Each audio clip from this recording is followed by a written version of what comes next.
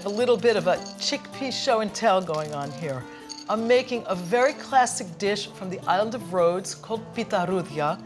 It's basically one of several different types of fritters. This particular kind is made with chickpeas. And I've got dried chickpeas right here, which I've left to soak overnight. They've gotten nice and plump. I took them and drained them and cooked them just in plain water till they're nice and soft, but still a little bit al dente, because one of the nicest things about this recipe is the texture. I want it to be a little bit crunchy. I'm gonna take them and carefully empty them into my little food processor here and pulverize this until I get a kind of mealy consistency.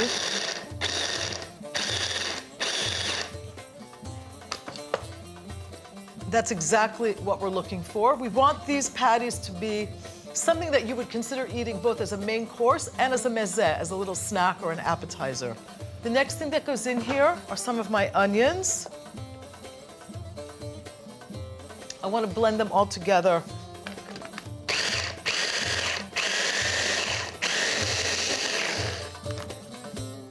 Just going to tear up some of this fresh mint and get that right into this mixture and pulverize that as well.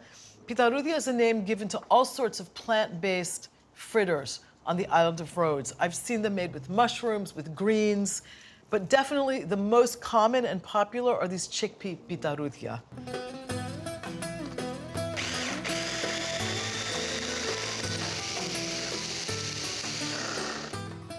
I'm going to add a little bit of liquid to this, and I'm doing that in the form of grated fresh tomato.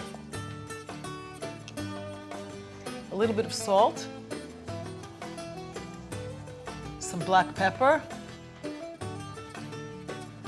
and the spice that pretty much defines the cooking of the southeastern Dodecanese, cumin.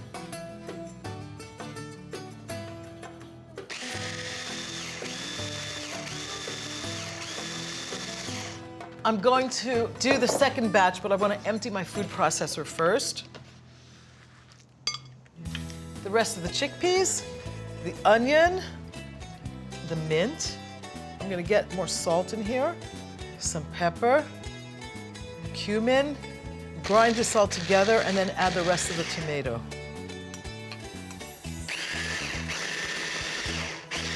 I think we're good. And then I'm gonna mix everything together with a little bit of flour until this is firm enough to hold its shape when I make it into a little patty. And I've got a little bit of all-purpose flour right here. I'm just gonna spoon that onto the plate. Spread it out, get a little bit of salt on here, a little bit of black pepper, and get a little bit of flour into here. Now you have to eyeball this a little bit, and I wanna show you the texture. You can almost see little bits of chickpea in this mixture, and that's exactly what we want. And I'm just gonna add a little bit of flour, and what we're looking for is a firmness that will enable the chickpea mixture to hold its shape when I get it into little patties. I'm gonna mix this by hand. It's a little bit soft and sticky, so I'm gonna add a little bit more flour.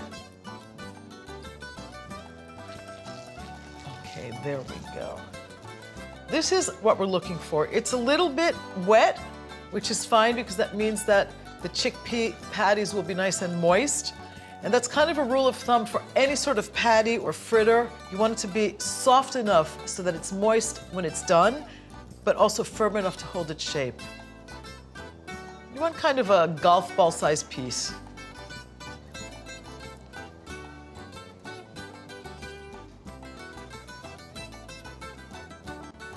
Done here with the mixture for the chickpea pitarudhia. The next step is to dredge these on both sides with flour, heat my oil, and I'm using sunflower oil and a little bit of olive oil for flavor. I just want to dredge the other side. Make sure they're nice and floured. This will give them a nice color and a beautiful crunchy exterior. I'm just going to slip these one by one into the frying pan. Do this carefully so that the oil doesn't splatter. You want to make sure to let them brown on the bottom before you turn them. Don't crowd the frying pan, because that will change the temperature of the oil and they won't fry so well.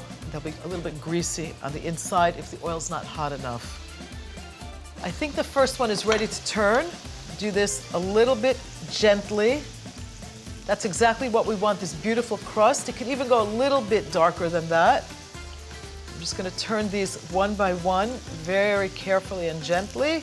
They're holding up really well. The first ones are definitely ready. You always want to drain them on paper towels so that they're not greasy. And I'm going to serve them with a quick dip made with Greek yogurt and another really important ingredient from the Dodecanis, tahini, sesame paste. Sesame was actually cultivated for many, many, many years in the Dodecanis. You have to whisk it with a little bit of acid and water to get that smooth paste, which is what we usually think of when we think of tahini. I've got just a little bit of fresh strained lemon juice here and a little bit of water. I want to get this to a nice, thick paste consistency. And right about there, going to add a little bit of salt, garlic, cumin, a little bit of cayenne. That's because I like it, and it goes really well with tahini, and a touch of Greek yogurt. And the combination of tahini and yogurt are really nice together. And a little bit of olive oil to help smoothen out the mix. Okay. Just want to be sure that all the spices are well blended in here. I'm just going to thin this out a little bit, and you can make it as thick or as thin as you like. The longer it sits, it will thicken up. Just want to spoon a little of this dip into my serving plate here. And I like to serve this on flat bread with the delicious tahini sauce. This is super casual food, so don't be afraid to use your hands. Rip a little bit of the lavash by hand. I'm gonna add a little dollop of this nice tahini sauce. Because I like spicy food, just a little bit more cayenne. Let's taste it.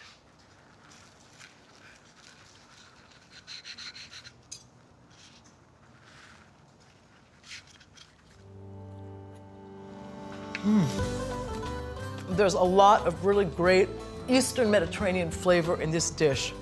The cumin and the cayenne are coming in very strongly. The tahini adds this beautiful silky texture to something that's really rustic, the chickpea fritter with that nice texture. The mint adds a nice refreshing note to it. This is a great snack. It's a great midweek meal. It's a nice thing to take to lunch. It's also a very nice thing to nibble on with a little bit of Greek mountain tea. Isi Gian.